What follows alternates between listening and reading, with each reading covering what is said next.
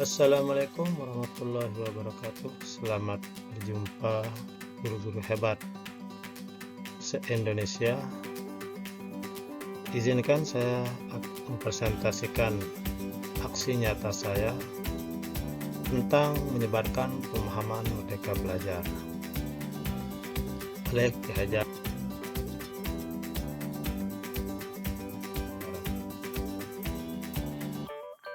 Pada kesempatan ini, saya akan menyampaikan beberapa topik tentang Merdeka Belajar. Yang pertama, pemahaman gagasan dan prinsip pendidikan berdasarkan pemikiran Ki Hajar Dewantara.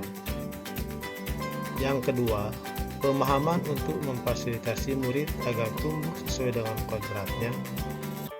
Yang ketiga, penerapan pembelajaran yang memerdekakan murid.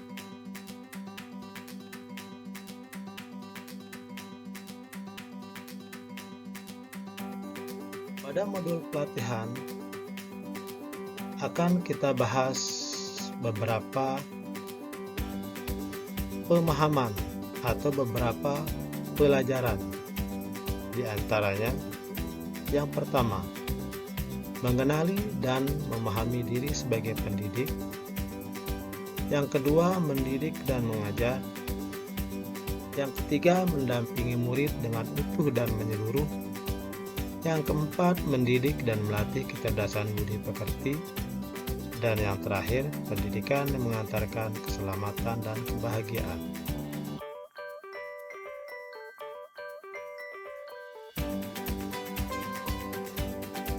Kita mulai dari modul pertama, mengenali dan memahami diri sebagai pendidik. Sebagai pendidik, untuk murid-murid kita, tentunya kita sudah mengenali karakteristik dan kebutuhan dari murid-murid kita masing-masing.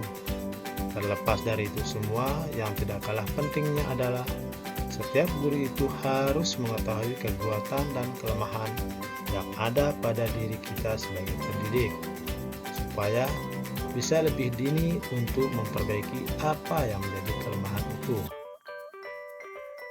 Yang kedua, mendidik dan mengajar. Maksudnya di sini adalah pendidik sebagai tuntunan, yaitu tuntunan dalam hidup tumbuh kembangnya murid. Maka, mendidik adalah menuntut kodrat yang ada pada murid agar mereka dapat mencapai keselamatan dan kebahagiaan yang setinggi-tingginya, baik itu sebagai manusia maupun sebagai anggota masyarakat. Selanjutnya, yang ketiga,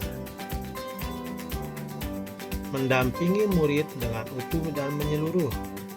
Pendidik bergerak dinamis.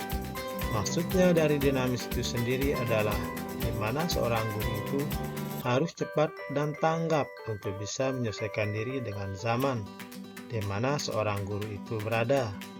Karena masing-masing murid itu terlahir dengan kodrat alam yang berbeda-beda, yang mempunyai tingkat karakter yang berbeda juga, dan semua perbedaan itu harus dihadapi oleh seorang guru atau seorang pendidik. Selanjutnya, modul yang selanjutnya yang terdiri atas asas trikon, di mana guru dapat merancang pembelajaran yang berkelanjutan, terbuka, dan berdasarkan budaya. Asas trikon itu sendiri terdiri atas 3. Yang pertama adalah kontinu atau kontinuitas, yang berarti pengembangan yang dilakukan harus berkesinambungan, dilakukan secara terus-menerus dengan perencanaan yang baik. Asas yang kedua, konvergen, artinya pengembangan yang dilakukan dapat mengambil dari berbagai sumber di luar, bahkan praktik dari luar negeri. Yang ketiga, konsentris, artinya pengembangan pendidikan yang harus tetap berdasarkan kepribadian kita sendiri. Modul yang selanjutnya, mendidik dan melatih kecerdasan budi pekerti. Maksud dari budi pekerti adalah hasil dari bersatunya gerak pikiran, perasaan, dan kemauan, sehingga menimbulkan tenaga. Budi pekerti itu sendiri dibentuk melalui sekolah, keluarga, dan lingkungan maupun masyarakat. Kemudian, kodrat alam, kodrat anak diibaratkan seperti kertas yang sudah terisi.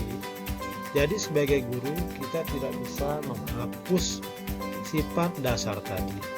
Yang bisa dilakukan adalah menunjukkan dan membimbing mereka agar muncul sifat-sifat baiknya. Selanjutnya, modul yang selanjutnya adalah pendidikan yang mengantarkan keselamatan dan kebahagiaan. Pendidikan sejatinya sebuah portal yang sangat vital, di mana portal itu akan membawa jalan yang nantinya akan mengantarkan peserta didik menuju keselamatan dan kebahagiaan.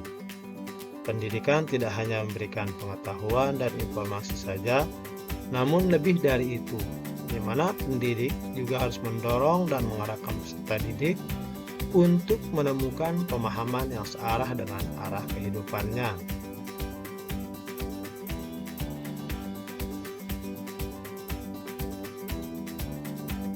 Terima kasih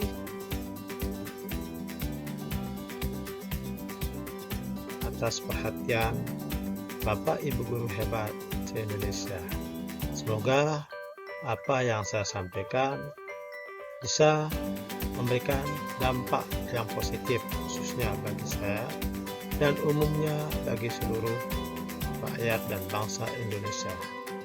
Salam sejahtera. Assalamualaikum warahmatullahi wabarakatuh.